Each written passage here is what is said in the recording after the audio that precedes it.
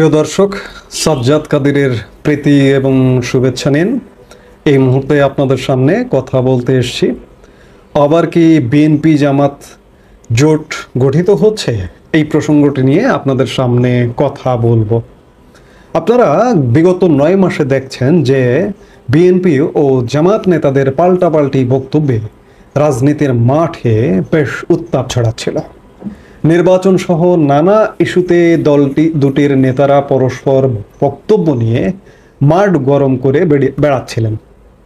এই যখন অবস্থা, ঠিক এই অবস্থার মধ্যেই গত রোববার লন্ডনে জামাতের আমির ডক্টর শফিকুর রহমান এবং জামাতের নায়েবে আমির doctor Abdullah Mohammad Taher, BNP chairperson Begum Khaleda Zia এবং বিএনপির ভারপ্রাপ্ত চেয়ারম্যান তারেক রহমানের সাথে তাদের বাসভবনে সাক্ষাৎ করেন। সেই সাক্ষাতের পর থেকে রাজনীতিতে একটি আলোচনা চাউর হচ্ছে। এই যে দুটি রাজনৈতিক দল একজন আরেকজনের প্রতিপক্ষ হয়ে উঠছিলেন, যে গত 9 মাসে সেটির কি অবসান হবে, এই আলোচনাটি হচ্ছে। এবং অবসানটি কি আবারও সেই 2001-06 আমলের যে জোট সরকার গঠিত হয়েছিল একসাথে, সেরকম কি একটি বিএনপি জামাত জোট গঠিত হবে এবং জোটটি কি আগামী নির্বাচনে একসাথে নির্বাচন করবে এবং একসাথে সরকার গঠন করবে? এমনটা হতে যাচ্ছে, হয়তো হতে যাচ্ছে, কিংবা হয়তো না হতে যাচ্ছে, এমনটা হতে পারে। কারণ হচ্ছে 2001 সালের জামাত আর আজকের জামাত নিজেদেরকে এক মনে করেন না। আজকের জামাত নিজেদেরকে অনেক শক্তিশালী, অনেক প্রতাপশালী জামাত মনে করে, কারণ এই যে বর্তমান যে সরকারটি পরিচালিত হচ্ছে, এই সরকারের নেপথ্যের প্রধান শক্তি জামাত নিজেদেরকে মনে করছে। অন্যদিকে বিএনপি 2001 সালের যে শক্তি সামর্থ্যে ছিল, আজকের বিএনপি খানিকটা দুর্বল এবং বিগত 9 মাসে আরও বেশি দুর্বল হয়ে উঠেছে তাদের নানা রকম বিতর্কিত রাজনৈতিক দুর্বৃত্তপনায়। এবং তাদের যে রাজনৈতিক দুর্বৃত্তপনাগুলো বিগত 9 মাসে সামনে এনেছে, এখনও সামনে আনছে জামাত এবং এনসিপি। যেমন এনসিপির আহ্বায়ক নাহিদ ইসলাম গতকালকেও মার্কিন উপসহকারী পররাষ্ট্রমন্ত্রীর সাথে সাক্ষাৎ করে এটা বেফাঁস মন্তব্য করেছেন। তিনি বলেছেন যে প্রশাসন বিএনপিকে সহযোগিতা করছে। নাহিদ ইসলাম কিন্তু বলেননি যে প্রশাসন জামাতকে সহযোগিতা করছে। এটা না বলবারও কারণ আছে, কারণ জামাতেরই পৃষ্ঠপোষকতায় গঠিত হচ্ছে নতুন রাজনৈতিক দল এনসিপি। নাহিদ ইসলাম তো বলতে পারতেন যে প্রশাসন জামাতকে সহযোগিতা করছে, কিন্তু বিএনপিকে সহযোগিতা করছে, এটি বলেছেন। এইরকম অবস্থায় বিএনপি জামাত আবারও কি 2001-এর সেই জোট গঠিত হবে? আমার কাছে খুব মনে হয় না যে সেই জোটটা গঠিত হবে, কারণ নির্বাচন নিয়েও একটি ধোঁয়াশা আছে। বিএনপি চাইছে অতি দ্রুত নির্বাচন আগামী ডিসেম্বরের মধ্যে। সেই লক্ষ্যে গতকালকে প্রধান উপদেষ্টা ডক্টর ইউনূসের সাথে সাক্ষাৎও করেছেন এবং সাক্ষাৎ করে বিএনপি নেতৃত্ব, বিএনপি মহাসচিব মির্জা ফখরুল ইসলাম আলমগীর সাংবাদিকদের বলেছেন তারা অসন্তুষ্ট, কারণ নির্বাচনের ব্যাপারে সেই আগের একই গান গেয়ে যাচ্ছেন, ডিসেম্বর অথবা 26 জুন। সেই জায়গা থেকে জামাত এবং বিএনপির নির্বাচনের চাওয়ার মধ্যে খানিকটা ফাঁক আছে। তবে জামাত এতদিন যাবৎ বর্তমান সরকারকে সময় দিতে চাইছিলেন।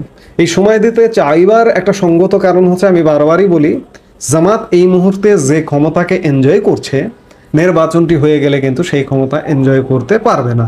সেই জায়গা থেকে জামাত সরকারকে সময় দিতে চাইছিল এবং কাঙ্ক্ষিত সময় যে সংস্কার হবে তারপরে নির্বাচন, সেটি যদি 2-4-10 বছরও লাগে, ভাবখানে তেমনটাই বোঝা যাচ্ছিল। কিন্তু গতকালকে জামাত আমির ডক্টর শফিকুর রহমানের নির্বাচন নিয়ে অভিমতটিকে একটু নতুনভাবে দেখবার সুযোগ আছে। গতকাল মার্কিন উপসহকারী পররাষ্ট্রমন্ত্রীর সাথে বৈঠক শেষে জামাত আমির বলেছেন যে আগামী রোজার আগে তারা নির্বাচন চায়। বিএনপি ডিসেম্বর এবং জামাত রোজার আগে, ফাঁক খুব বেশি নয়, ফারাকটা হচ্ছে 3 মাসের। ডিসেম্বরের 3 মাসের মধ্যেই রোজা, 3-4 মাসের মধ্যেই রোজা। সম্ভবত মার্চ মাসের শেষ দিকে রোজা। তো সেই জায়গা থেকে খুব বেশি ফারাক নেই। হঠাৎ করে এতদিন নির্বাচনের সময় এবং সরকারকে সময় দেবার চাওয়া ছিল জামাতের, কিন্তু হঠাৎ করে নির্বাচন দ্রুত সময়, বিএনপি চাইছে ডিসেম্বর, তার ঠিক 3-4 মাসের মধ্যে আবার জামাত চাইছে। এটি কি লন্ডন বৈঠকের ফলশ্রুতিতে? রাজনৈতিক মহলে এই আলাপটি কিন্তু হচ্ছে। আবার দেখুন, আমি শুরুতেই যেটি বলছি যে জামাত কিন্তু এখন নিজেদেরকে অনেক বেশি শক্তিশালী মনে করে। আজকে যদি জামাত বিএনপি জোট হয়, বিএনপি বড় প্রধান রাজনৈতিক দলগুলোর একটি, আওয়ামী লীগ এবং বিএনপির একটি হচ্ছে বিএনপি, জোট হলে আসন ভাগাভাগির বিষয়টি কি হবে? জামাত কি 2001-এর যে সংখ্যার আসন সেই সংখ্যায় কি আজকে মানবে? বিএনপি যদি আসন ছেড়ে দেয়, জামাতকে বড় জোর কটা আসন ছেড়ে দিতে পারে? শুধু জামাত দিলে তো হবে না, বিএনপির সাথে যুগপৎ আন্দোলন করা আরও কিছু রাজনৈতিক দল আছে, তাদেরকেও ছাড়তে হবে। 300 আসনের মধ্যে ম্যাক্সিমাম 10% আসন ছাড়তে পারে বিএনপি। এর মধ্যে ধরুন 30টা, এই 30 আসনের মধ্যে 5টা আসন অন্যদেরকে ছাড়তে হতে পারে বা 10টা আসন অন্যদের ছাড়তে হতে পারে। জামাতের ভাগে সর্বোচ্চ 20-25টা আসন পড়তে পারে।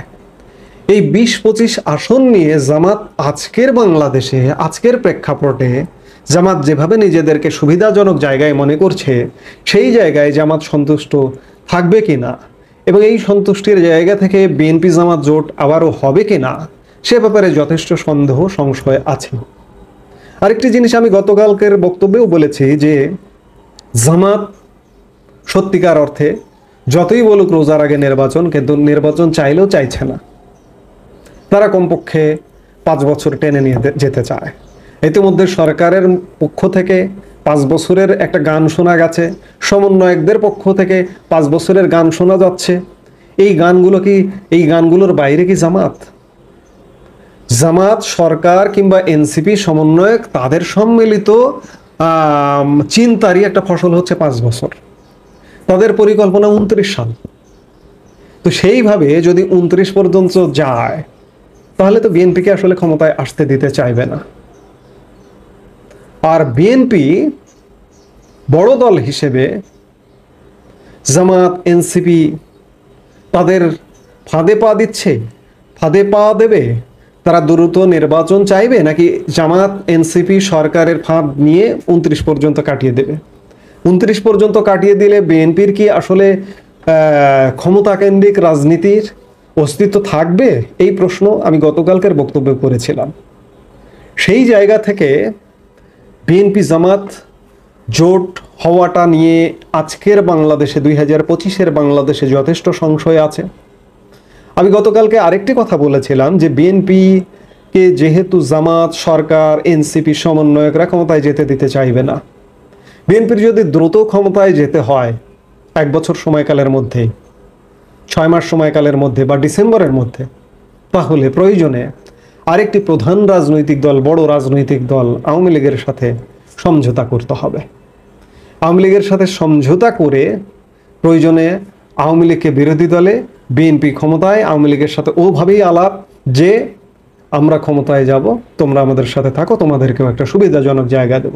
তাহলেই শুধুমাত্র জামাত, বর্তমান সরকার, এনসিপির যে মাস্টার প্ল্যান, সেটা থেকে বিএনপি বাঁচতে পারে।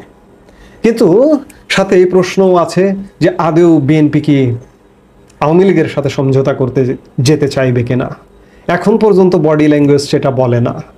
কারণটা হচ্ছে বিএনপির উপরে আওয়ামী লীগ একটি রাজনৈতিক দল হিসেবে খানিকটা একপাক্ষিক, বিএনপির অনেক বিতর্কিত ভূমিকা আছে, অনেক কলঙ্কিত অধ্যায় আছে 2001-06 আমল কিংবা আরও আগের। সেই কলঙ্কিত অধ্যায় সবারই আছে, আওয়ামী লীগেরও আছে।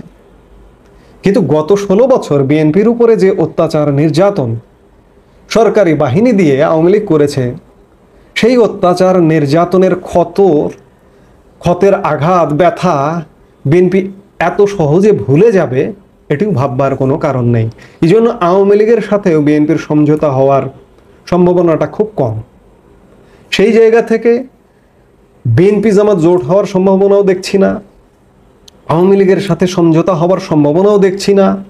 এবং সত্যিকার অর্থে আগামীর রাজনীতি কোন দিকে মোড় নেবে আজকে এই মুহূর্তে বসে বলা কঠিন। তবে কথা বলে রাখি যে আওয়ামী লীগ যদি কোনোভাবে দেশি বিদেশি অভ্যন্তরীণ কোনো শক্তির পৃষ্ঠপোষকতায় আওয়ামী লীগ যদি ফিরতে শুরু করে, তাহলে কিন্তু এই যে লন্ডনের যে বৈঠক, বিএনপি জামাত যে বৈঠক, যে কোনো মূল্যে তারা নিজেরা আপোষ করে যে কোনো সমঝোতা করে তারা কিন্তু এক হবে শুধুমাত্র আওয়ামী লীগকে ঠেকানোর জন্য। সেই জায়গা থেকে বলবো যে বিএনপি জামাত জোট হবার সম্ভাবনা একবারে উড়িয়ে দেওয়া যায় না, তবে আওয়ামী লীগের সাথে সমঝোতা হওয়ার সম্ভাবনাটা খুব কম। আওয়ামী লীগের লড়াইটা, আওয়ামী লীগের সংগ্রামটা আওয়ামী লীগকে একাই করতে হবে। আমি বারবার বলি, আজকেও বলছি, আগামী দিনেও বলবো। সেই জায়গায় আমি যেটিতে আলাপ শুরু করেছিলাম যে বিএনপি জামাত জোট সহসা হবে না, খুব সহজে হবে না। তবে ওই যে একটা কথা আছে যে মানকার সিপাই পড়লে তখনই শুধুমাত্র বিএনপি জোট জামাত জোট হওয়া সম্ভব যদি আওয়ামী লীগ ফিরে আসতে শুরু করে। সেক্ষেত্রেই এই মুহূর্তে এ পর্যন্তই। সবাই ভালো থাকুন, সুস্থ থাকুন। আমাদের ভিডিওগুলো নিয়মিত পেতে সাবস্ক্রাইব করুন Sajjad Kadir and the legends YouTube channel এবং লাইক, কমেন্ট, শেয়ার করে সাথে থাকুন।